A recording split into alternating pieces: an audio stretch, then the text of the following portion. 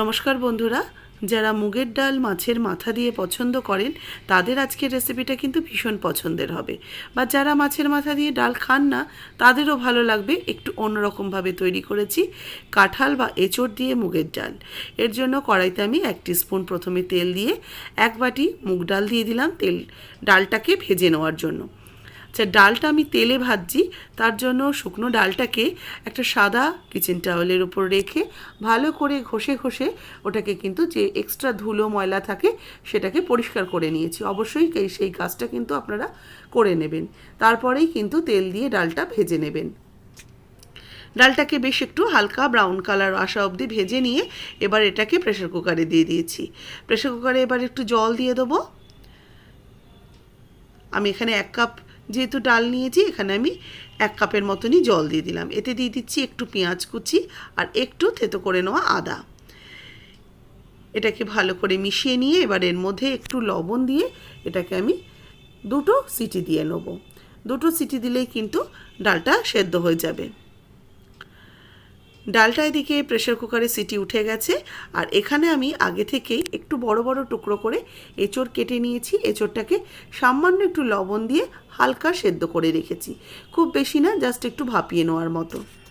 এবার কড়াইতে আবারও একটু তেল দিলাম। এই তেলের মধ্যে সামান্য একটু হলুদ দিয়ে দেবো। একটু হলুদ দিয়ে এবার আমি এঁচোড়গুলো দিয়ে দিচ্ছি।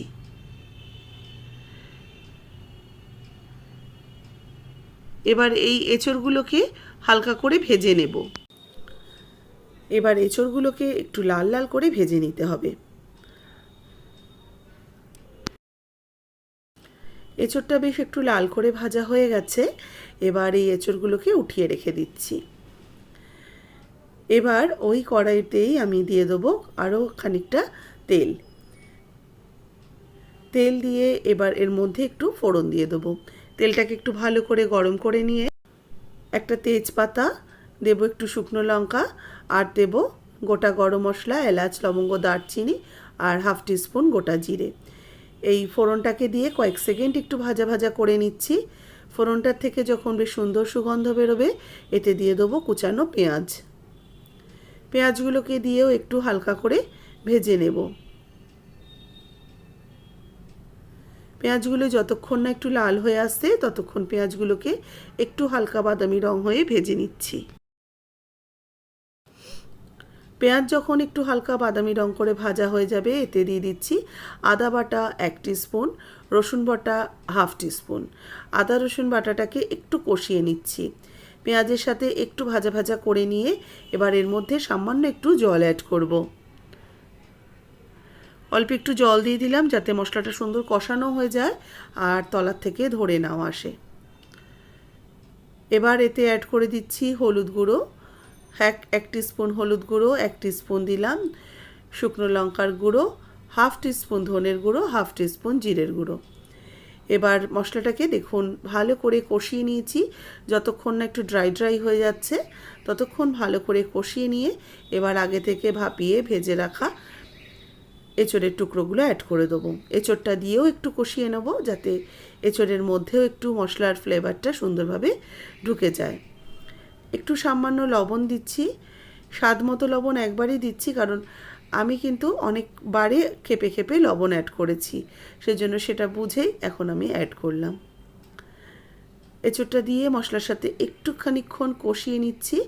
এটা মশলাটা আর এঁচোড় ভালো করে একটু কষানো হতে থাক, ততক্ষণে ডালটাকে রিলিজ করে নেব। ডালের সিটিটা কিন্তু উঠে গেছে, মানে প্রেসার কুকার ঠান্ডা হয়ে গেছে। এবার মুগের ডালটা আমি বার করে নিচ্ছি একটা পাত্রতে। তবে এই ডালটা কিন্তু আমি একদম গলা গলা সেদ্ধ করিনি, একটু দানা দানা রাখা অবধি সেদ্ধ করে নিয়েছি। দেখুন ডালটা সেদ্ধ হয়ে গেছে। এবার এদিকে এঁচোড়টাও বেশ সুন্দরভাবে কষানো হয়ে গেছে আর বেশ সুন্দর তেল ওঠা হয়ে গেছে, মানে তেল ছেড়ে গেছে। এঁচোড়টাকে ভালো করে কষিয়ে নেওয়ার পর এবার আমি এই সেদ্ধ করে রাখা মুগের ডালটা অ্যাড করে দেব। মুগ ডালটা দিয়েও এঁচোড়ের সাথে ভালো করে মিশিয়ে নিচ্ছি। মিশিয়ে নিয়ে এবার এই ডালটাকে একটু ফুটতে দেব।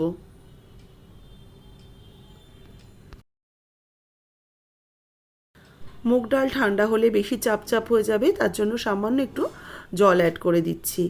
জলটা দিয়ে ডালটাকে একটু ভালো করে মিশিয়ে নিচ্ছি। এবার ভালো করে ডাল আর এঁচোড়টাকে ভালো করে মিশিয়ে একটু ফুটতে দেব, কারণ ডালটা একটু ঘন হবে আর এঁচোড়টাও কিন্তু আরও একটু সেদ্ধ হবে। ডাল মোটামুটি ফুটে উঠেছে, এঁচোড়ও অনেকটাই সেদ্ধ হয়ে গেছে, ডাল কিন্তু বেশ অনেকটা ঘন হয়ে গেছে। এবার আমি নামানোর আগে এর মধ্যে দিয়ে দেব একটু শাহি গরম মশলার গুঁড়ো আর দেব সামান্য একটু ঘি। 1/2 টিস্পুন শাহি গরম মশলার গুঁড়ো দিলাম আর 1 টিস্পুন ঘি দিয়ে একটু হালকা হাতে এটাকে মিশিয়ে নিচ্ছি। নিয়ে ঠান্ডা হলে নামিয়ে সার্ভ করে নেব। তৈরি হয়ে গেছে এঁচোড় দিয়ে মুগের ডাল। এই রেসিপিটা অবশ্যই একদিন তৈরি করবেন, খেতে কিন্তু অসম্ভব ভালো হয়েছিল।